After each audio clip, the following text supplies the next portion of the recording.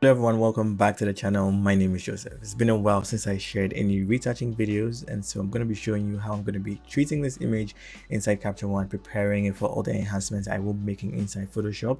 And just stick around. I'm sure you're going to learn a thing or two, especially how to process your raw files, get the best out of them, and then polish it off or finish it off inside of Photoshop.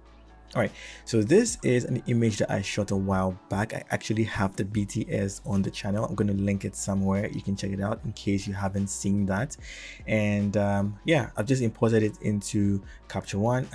There were quite a number of images, and even if you scroll through here, you will see that I do have quite a number of images, but I just want us to use this one for this purpose or for this video today. All right. Okay, so the first thing that I like to do inside of Capture One is it tends to add its own sharpening. And so the first thing I would always do inside Capture One is to just lower my sharpening. I don't like that over sharpened look that Capture One tends to add to the images. And okay, so let me just zoom in and then show you what I mean. So if I just zoom in onto the face right here, if I undo this, it's taking me back to the sharpening that Capture One had done, and you can see that it's enhancing the skin textures and it's prominent and stuff. But I feel like this is distracting. It has too much contrast in there and it's just not flattering, right? So when I just drag everything down, it just gives me that organic feel, and that's the first thing that I always do. So when I do it like this, and I'm probably going to edit an entire batch of images, right, what I will just do is just copy and then select all of the images and then paste it, and then I'm sure that it's applying the sharpening adjustment that I made onto this image onto the rest of the images, right? And then I can now go in and fine-tune the image till I get something that I like, right? So just zooming back out, this is what we are presented with. This is what the image that I captured looked like. So I'm going to start off with the base characteristics. So this is where I can basically choose the ICC profile to the image, right? Currently we are in generic. If I go to pro standard, you can see that there is a tiny bit of shift, especially in the reds. Canon cameras tend to have a lot of reds, sometimes magentas in the image, and so because we have like colors in the frame that are skewing more towards the reddish or magenta-ish tone, you can see that it is very prominent when I'm switching between generic and pro standard. So I can keep it at pro standard if I want to enhance that, but I have a feeling I'm going to tweak these colors even more inside Photoshop. So I'm just going to leave it at generic for now. Then I'm going to go into white balance, and I feel like if this image was just a tad bit warmer, I will appreciate the tones even more. So I'm going to aim for somewhere around 5,000, and as you can see, me warming up the image just gives it a new vibrant vibe, and that is something that you can play with when you're retouching your own image. All right, so I'm going to close that down, close down the base characteristics, and the next thing I want to do is go into my exposure. So this is where I feel like I can even enhance my lighting in the image even more. So the first thing I want to do is just reduce the contrast in the image a bunch, especially because I'm treating it in the raw stage. Because when I go into Photoshop, I can do other enhancements, add contrast to the point that I like in here. But right now, I just want to make sure that all of the dynamic range in the raw file is pulled out before I can start enhancing it inside Photoshop. So all I'm going to do is just bring the contrast down a little bit, and I'm also just going to up the saturation just a tiny bit, just because I want the colors to be a little bit vibrant. All right, now if we just do it before and after, you will see that this is where we started with. You will like a skin tone in this. Over here is looking a little bit warm, and just because all the adjustments that I am making are a little bit global, but we still do have a bit of control in the next layers that we're going to go through, all right, or the next series of adjustments that we're going to go through, right? And you can always come back if you feel like you've overdone something. None of these settings are set in stone. You have the full power to control the way you want your image to look. I'm just going to undo that. Now from there, I'm just going to go into dehaze and just bump up dehaze a tiny bit.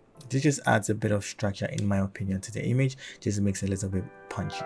All right, so close exposure, close the haze.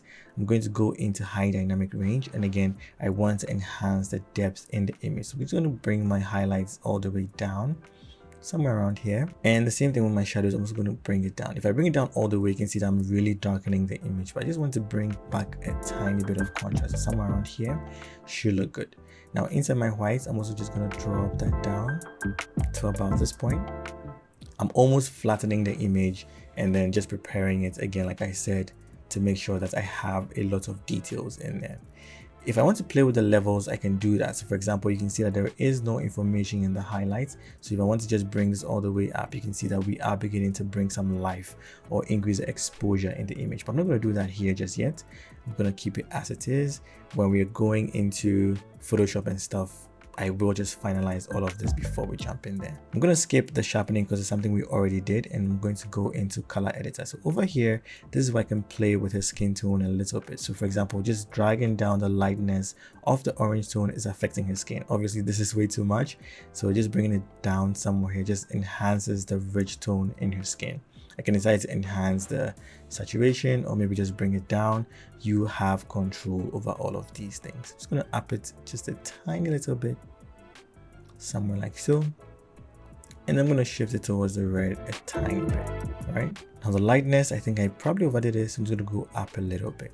I'm going to go into reds, and you will see that if I'm making adjustments, it is affecting primarily her lips, the curtain, and then her dress. So over here, what I can do is just tone it down ever so slightly and also reduce the lightness in the dress somewhere like that. And then I can also just decide to shift it a little bit more towards the left so they look a little bit more uniform, or move it to the right so that they just blend. But what I will do is just shift it towards the left a tiny bit because I want to increase that pink tone in the image. But all these adjustments I'm making are very slight. I'm not going way overboard in any of these adjustments. So here's where we started from, and this is what we have so far, right? Before, after, before, after. All right, so what I will do now is basically just go into like my curves, and inside the Luma now I can play with the lighting even more. So let me just uncheck the before and after, bring down the contrast a little bit, and then increase the midtones just like that, and also the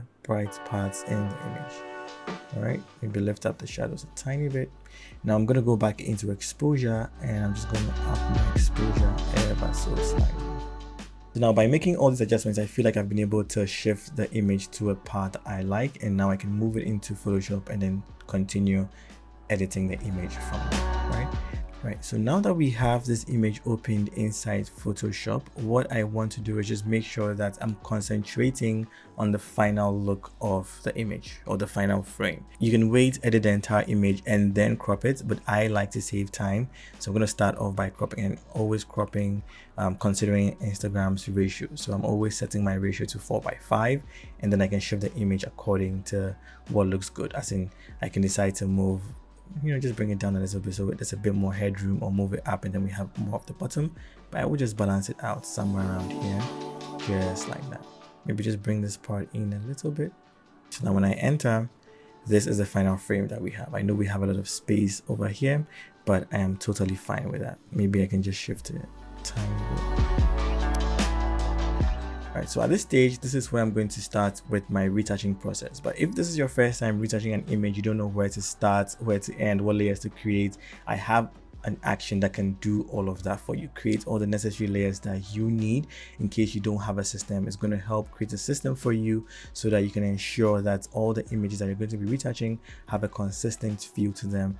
And then inside that same action as well, I do have another variation for someone who is more advanced and then just wants the flexibility to pick and choose what actions to run at what point in time. And you can still mix and match these. So for example, if I click on the run first and press play, it's going to just duplicate this layer. Then I'm going to click on run this second. So over here I can decide to maybe do some healing if I want. So if I run this second, now it says blemish removal. So this is where I can now do my blemish removal, remove any skin imperfections or anything that I find in the image. And then it says complete set. So after you're done with your blemish removal or your healing, then you can click on the complete set and it will create the rest of the layers that you need for you. So over here we're running frequency separation, so I just need to figure out the amount of blur that I need, and we can keep it at 5.6, or maybe if we just bring it down to about 4.9, press OK, and it will continue to create the rest of the layers for you. So now you will see that we have our frequency separation layer right here.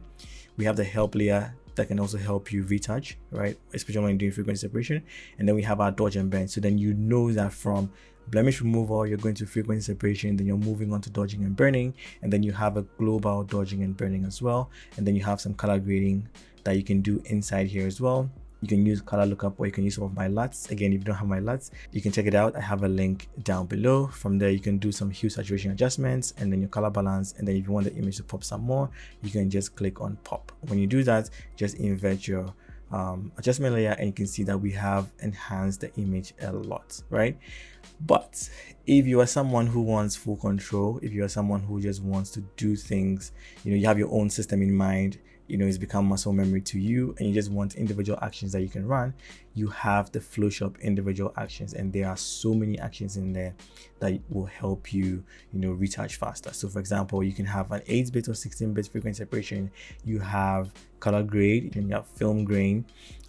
We even have convert to 16-bit. You have the pop that we added in the previous action. We have anti-red, so just in case there's too many reds in your image, right, you just click on anti-red, and you can see that I have toned down the amount of reds in the image, and I can decide to adjust my opacity to control how much red I am taking out of the image, but I don't need that for this image just yet. Also, we have this popular one which I like so much, which is called the relighting action. When I click on that, what it does is just creates several layers for me, where you can see that now we're drawing more attention to her face. So this is before, this is after. Before, after. You can see that, well, when you were looking at this image in the beginning, it looked good. You thought your eye was going straight to her face, but now that I have this relight action run, and it's on top of that, you can see that now we have even more focus onto our subject. And because it is an adjustment layer, you do have full control. You can adjust how bright, you know, the focus area is, and then how dark the places that you don't want your attention to be drawn to are. And because everything's also grouped, you can still adjust the opacity of the entire group. So every action in here has full flexibility, giving you control from beginning to end, right? Okay, now that I've done a quick run through of my action, what I will do is show you a quick way through which you can retouch your image. And I'm going to be using a plugin from Retouch4me, right? So if you don't know about Retouch4me, I will do a dedicated video really soon. But for now, I just want to show you how I use it to save time when I'm retouching images like this, especially if it's not a full head-on shot or like a portrait. I like to use Retouch4me for that, right? So what I will do is just hit Command J to duplicate the layer. Then from there, what I'm going to do is go into filter, come down to Retouch4me, and what I will do is click on hue. So what this is going to do is just examine the entire image and look at places that it thinks have some blemishes, right? And then it would automatically detect it with AI and then do the healing for you. You can adjust how sensitive you want it to be. You can also just make sure that this adjustment that you just made, right, is going to be on a layer mask, and that's going to give you even more flexibility afterwards, right? So just say sensitivity is at 100. We want it to apply on a mask. I'm going to hit apply, and it's going to do its thing, and then you can see it has done all of the healing for us. So if I just do it before and after, you can see that the spots that were on her face, it has done a really good job at healing some of them. But again, it's automated. It doesn't see exactly what you see as a creator. So this is where now your input comes in. Do not leave every single step to AI to do for you. You should have control over it. It's just a tool. So you need to, you know, enhance it. You need to control it. You need to take control basically of your work, and then just still make sure that the work that you're creating has some of you in it, and that makes it a little bit more personal, if you understand what I'm saying. All right, so now that we have that, what I'm going to do is just create a blank layer, and I'm going to hit J for my healing tool, right? And I can just go and click on the healing brush, and what I will do now is just go over this area that it missed or blurred out, and then just paint over that. And you can see this is the step that I would always take when I was using strictly my actions to do that, right? So the Retouch4me just saved a little bit of time by removing some of the blemishes, but because again I am seeing this image for what it is, and I know the kind of enhancements that I want to make, I am still just going further to enhance the image. So Retouch4me can save time. It does a really good job with dodging and burning.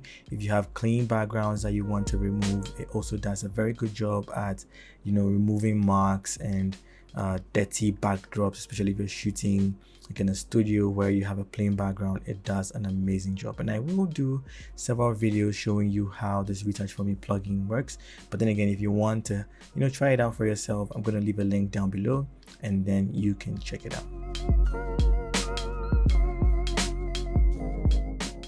Over here, I just want to clean this up a little bit. And Photoshop has gotten really smart these days. So what we can do is use the remove tool as an example. So I can just paint over here, right? Because I want to get rid of this. And then let's just see what Photoshop will do for us. So when I hit enter, you can see that it's done a really good job at removing that for us. So again, you have all of these AI tools coming up are supposed to help you work faster. But you again have to be able to have a plan for your image and then use these AI tools to work faster, so you can produce more content, you can work more precisely, you can work with more precision, and then just create stunning results with the help of AI.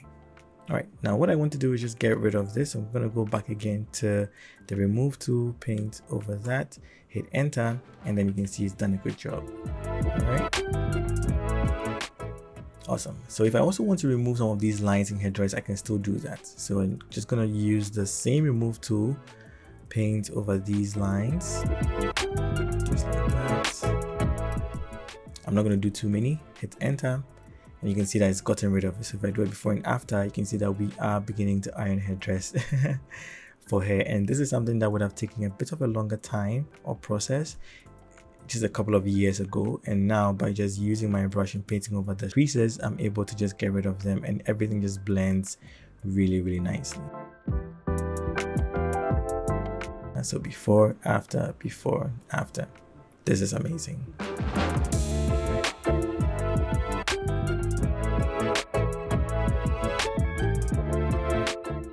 When you pay attention to some of these little things, people always look at your image and say, oh, this is clean, but they can't tell you exactly what you've done to make the image look clean. But it's just paying attention to these tiny things that would always go along with it. All right, so here's a before, after, looking good. We can test it out again and just see if we can just paint over here like that. Let's just see if it's able to get rid of it. Ooh, I actually did do a good job. I wasn't expecting it to do this well, but then again, I don't want it to be too clean because now it's looking a little bit fake. So what I will do is go into my eraser brush and I will just use a very low opacity and then just paint over that. And then just paint over that just to bring back some of the sheen. Right, now that we have these done, right, I can decide to merge everything downwards, actually create a duplicate of the background layer and then merge it to the adjustments we've made. So here's a before, after, looking good. All right, now what I want to do is go ahead and run my frequency separation action. That is if I'm okay with everything that I've done so far. I'm going to go into my actions over here and I can just go ahead, go into my individual actions, go into 16-bit FS. Again, if you want to confirm if your image is in 16-bit or 8-bit, when you look at the file name over here, you will see an extension RGB/16 with an asterisk telling you that this image is a 16-bit image. So then if that's the case, it means I need to run my 16-bit action. So I'm going to press play. I'm going to zoom into a cheek, and now this is where you need to be more precise with the radius that you're going to play with. So if I'm doing tight headshots, like if I'm doing a very tight beauty shot where I shot and the aperture was around let's say f10, f8, then I can do a radius that is quite high so that I can separate the textures from the tones a lot more, right? So somewhere between 15 and about 20. But in this case where it's like a medium shot, we don't have a lot of details compared to like a 45 megapixel beauty shot. This is a 45 megapixel medium shot, and so we don't have a lot of textures going on. So I just need to make sure that I can still identify who she is. If I come all the way down here where I'm seeing some textures. It means that there are some textures I'm going to retain on the low layer, and I don't want that. So it means I need to just play or dance between these low and high levels till I find something that looks good. So a level where, you know, we've been able to blur the image, but not so much that we don't see what it is, but then just enough that we don't see the textures, you know, in the image. So somewhere around here, I think looks good. So I'm going to keep it at 5.4, press OK. And now that we have our separation done, what I'm going to do is just go ahead with my mixer brush on the blur copy, and I'm going to start painting to even out the tones, right? So what I will do is, you can copy these settings if you want. I have my clean brush after each stroke checked, and this is set to custom because I made some adjustments. So my wetness is at 10, load is at 9, mix 16, flow is at 4. So what I'm going to do is just start painting, and by doing that and respecting the flow, I will be able to even out, you know, some of the tonal variations that are present in the image. My goal again is also not to overdo it inside frequency separation, because there is going to be another step that I will take, which is inside dodge and burn. So just painting over this like so. And again, when you're painting like this and you're not really seeing the effect, always just come back and do a little before and after, and you will see that, oh, actually I am making changes. But then if you just keep painting and painting and painting, you will think that you're not doing anything, and by the time you lift your brush off your Wacom, you will realize that you've probably overdone it. Okay, so again, I'm just trying to even out the tonal variations in the image, just like this, right? Making sure that there is no abrupt cuts between the highlights, midtones, and shadows. I'm just making sure that everything is flowing gently into each other. Right. I'm also respecting the shape. So you notice that when I was on this part of the cheek, my strokes were going up and down, but when I came here, I was going almost in the shape of her face. I don't want to be going across, because this is going to be blending the shadows into the midtones and then into the highlights, and that is just going to make the image look flat. What I want to do is just respect the natural lighting on the image and go in the direction of the tones. All right, so I'm just blending them. So if it's a midtone, I'm blending the midtones within themselves. If it's the shadows, I'm blending the shadows within themselves, and I'm just making sure that they fade into each other gently.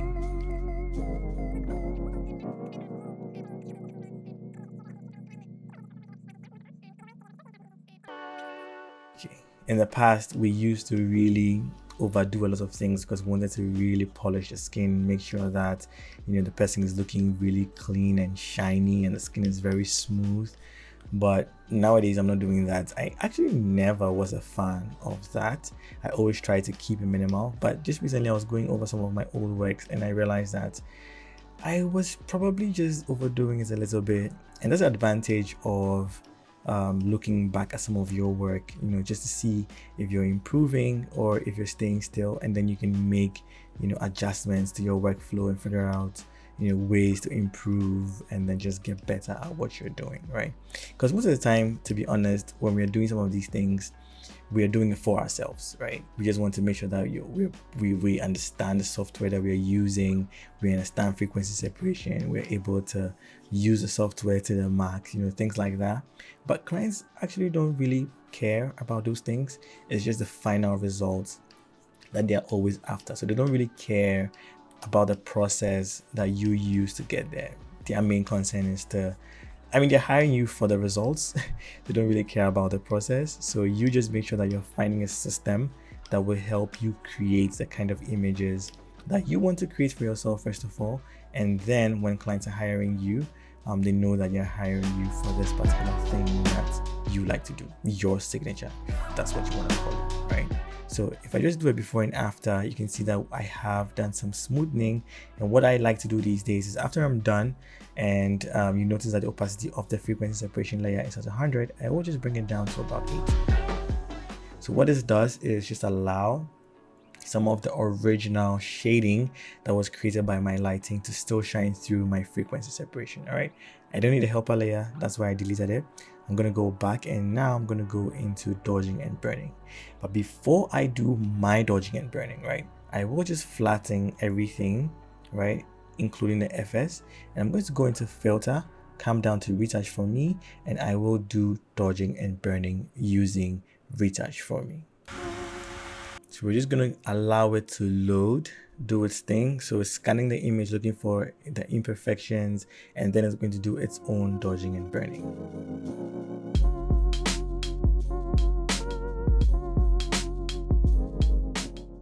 All right, so now that it's done scanning the image and, you know, going through, basically you still have a blend. You have some kind of control, right?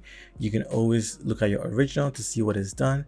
You release it and then you see what is done as well. Let me just zoom into like a chest area and then do the preview again. So if I just click on original, you will see that it has gone ahead to, you know, just blend some of the tones ever so slightly. But because I did frequency separation earlier and I smoothing the transitions, you can see that it's not really doing a lot. You can also adjust the blend. You can make sure that this adjustment that you've made is going to go onto a soft light layer, so that again, if you want control, you can control how much of a dodge and burn that the Retouch4me plugin does to your image, right?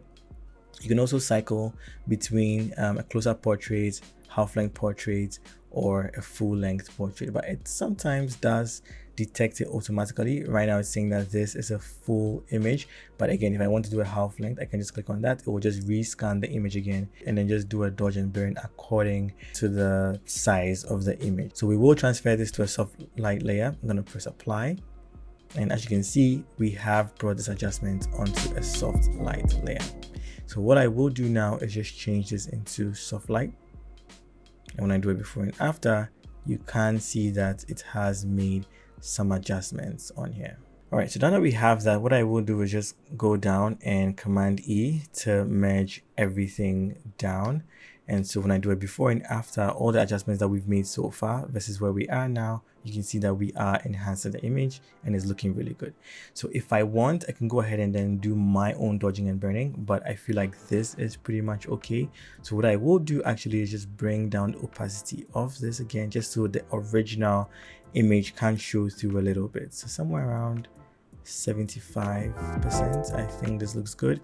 And I will create a stamp visible layer. So Shift, Option, Command, and E.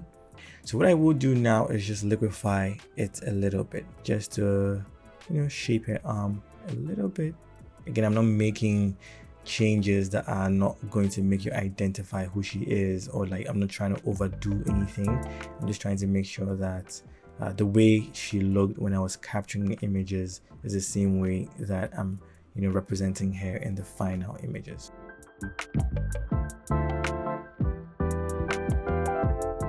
That's looking good. So if I do it before and after, you can see that we've not done much, but this is looking good. All right, once I'm here, I will also just shape her hair just a tiny bit. Let's see what it does. So before, after, before, after. Awesome. So I'm going to press OK. Now we are done with basically the entire image. So what we need to do now is to work on color. But I feel like I want to separate her from the background even more, right? So what I will do first of all is go to select and then click on select subject, right? So Photoshop is going to do its own thing and try and select the subject out of the background. It doesn't have to be precise, right? But this, I believe, is fine. So what I will do now is just go and create a curves adjustment, and you can see it has changed. It has moved the selection that I made, put it on an adjustment layer next to the adjustment, which is the curves in this case.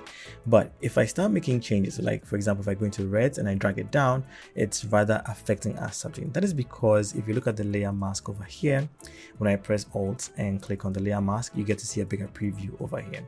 Now, anything that is white allows your adjustment to show through, and anything that is black hides the adjustment. So it means this is not what we're looking for. What we're looking for is to rather affect the background and rather not our subject. So what I need to do is to invert my selection. So by hitting Command I, I'm able to change the orientation of the black versus white adjustment. So now that the background is white, it means that the adjustment that we made is going to be affecting the background. So alt click again, and you can see that we are affecting our background. Obviously, this is not the color I'm looking for. This was just to demonstrate what it will do. All right, so obviously I don't want this to be as warm as a skin tone, so I'm just going to take out a bit of reds in there. I'm going to go into greens, and then let's just see what we can do to the greens as well. maybe just go up a little bit, go into blue, and yeah, just probably increase the separation just like that. Now I don't want this to affect everywhere, it's just the canvas backdrop that I wanted to tone a little bit. So I'm going to go back onto my layer mask, and with B for my regular brush, what I will do is just now paint with black. Also make sure that your flow is at 100%, and then just paint over the areas that you don't want this adjustment to affect.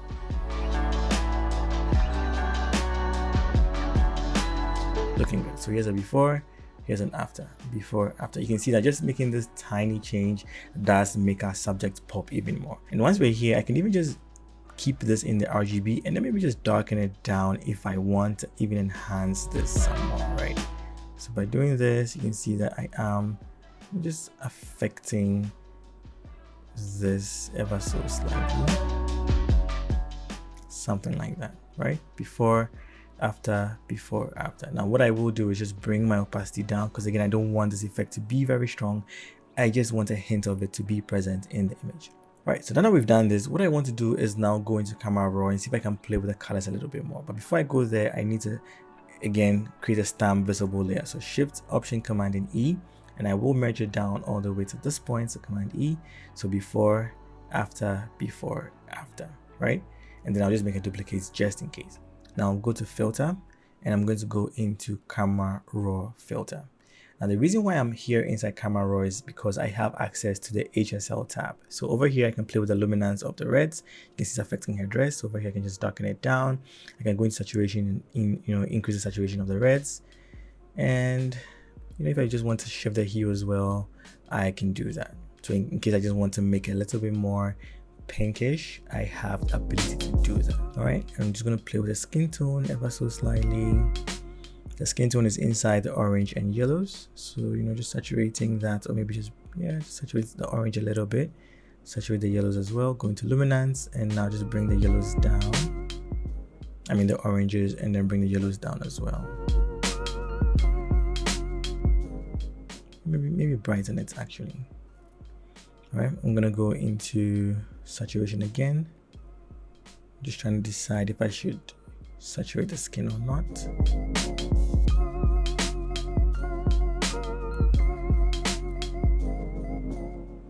Looking good. I'm gonna go back into luminance, drop it down some more.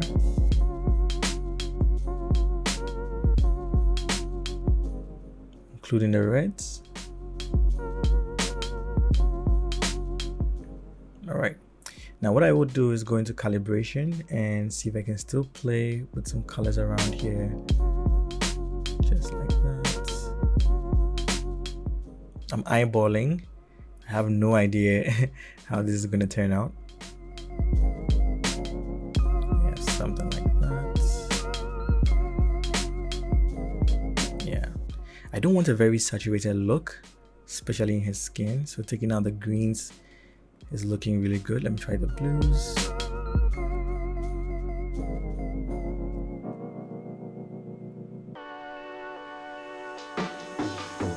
Awesome. So here's a before, here's an after. Before, after. Looking good. I will go here into curves and then just lift my highlights and the lights as well.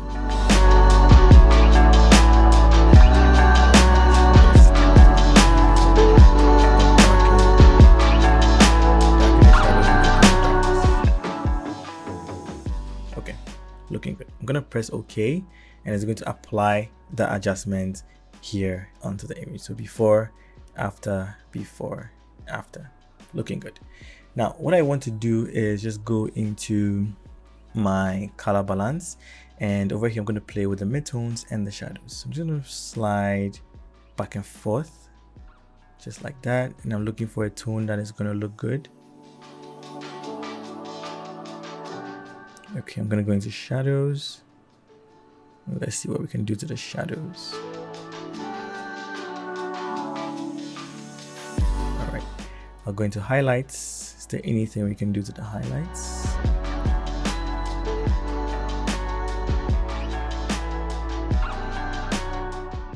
All right, now I will go into selective color, and over here I can play with the reds, I can play with yellows, and go into whites, neutrals, and blacks. So starting off with the reds, just playing around, just adding a bit of yellow into the skin, almost making the image look a little bit mysterious. So inside the yellows, let's see what's affecting. Okay, I can play with this like that. Oh yeah, taking out the yellows in here is looking good. So just a little bit of it, so maybe like -10 I think should be good. And we can play with the blacks and see what it does. We keep it open a little bit. All right, so from here I'm going to jump straight into neutrals, and let's see what we can do inside neutrals. Okay, let's go into whites. If there's anything in here, not that much. It's just affecting the backdrop, tiny bit of the backdrop. As you can see, we have made some adjustments onto the image. All right, so if I put the two of them together, there's a before, after, before, after. In there, I'm just gonna go and create a curves adjustment. All right, and I'm just gonna brighten the image ever so slightly, and then just darken it down a bit. All right, so we can call this grade. And so when I do it before and after, you can see that we have taken out some of the warm tones and increased the separation, and now she's really popping. I really like the way this image looks. All right, I will just go into vibrance. You just add a bit of vibrance and just a tiny bit of saturation. I'm gonna drag that into the grade as well. Okay, this is looking really, really good. So now for my final step, what I want to do is just add a bit of noise. So I will go into my, where is it? I'm going to go into noise, and then actually let me save this image first. All right, so I'm gonna press play, and what this is going to do is just create a noise layer for me. And by zooming in, I can see the amount of noise is added. So this is before, this is after. I like it. And maybe just increase the opacity a tiny bit. Yeah, I'm liking that. All right, now all the layers underneath, I can just merge them down here. And now we can just do a quick before and after. So before, this is what we started with. You can see that there isn't a lot of separation between hair and the background. The dress was creasing in areas that wasn't flattering hair, and muscles too also, you know, moving, contracting, expanding in different areas, and wasn't flattering. Her afro too wasn't really shaped well in the raw file, but putting all of that together, including making tiny adjustments to the colors, just brought us back to an image that looks like this.